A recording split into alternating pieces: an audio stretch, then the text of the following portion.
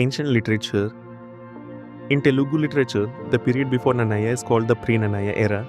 It is widely believed that the first Telugu literary work is Sri Andhra Mahabharatam, and Nannaya is regarded as the Adikavi, the first poet.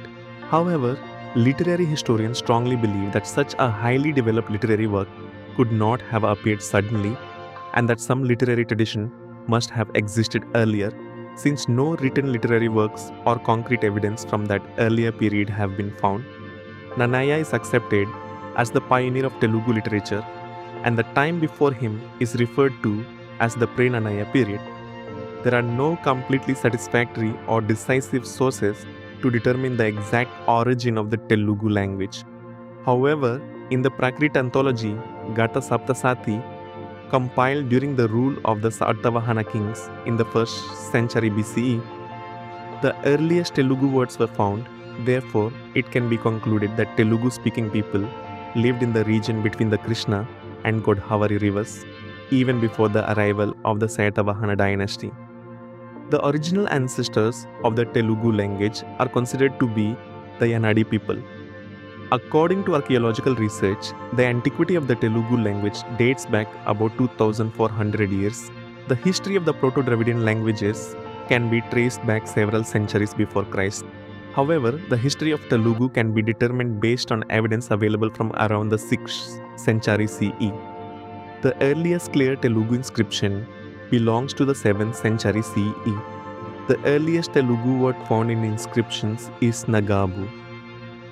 Scholar Veturi Prabhakara Sastry considered it to be a proper Telugu word. The written literary tradition of Telugu can be clearly observed from around the 11th century CE.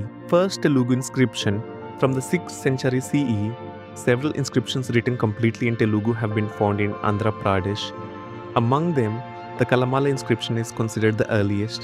It was issued in 575 CE by 𝗧𝗦𝗔𝗧 at the Chennakesava Swami temple in 𝗧𝗦𝗧𝗧 near Kamalapuram in Kadapa district. Because it was found in the 𝗧𝗦𝗧 region of Kadapa district, it is also called the 𝗧𝗦𝗧𝗧 inscription. It is the first Telugu inscription written in prose form. First Telugu poetic inscription from the 9th century CE, along with prose inscriptions, poetic inscriptions also began to appear. The earliest among them is the Adhamki inscription. It was issued by Panduranga, the commander of Gunaga Vijayaditya. It belongs to the period between 848 to 892 CE. This inscription resembles the Shampu style, a mix of prose and poetry, similar to the style used later in Nannaya's Mahabharata. The earliest Telugu 𝗧𝗧, native poem found in inscriptions, appears in the Taruvozha inscription.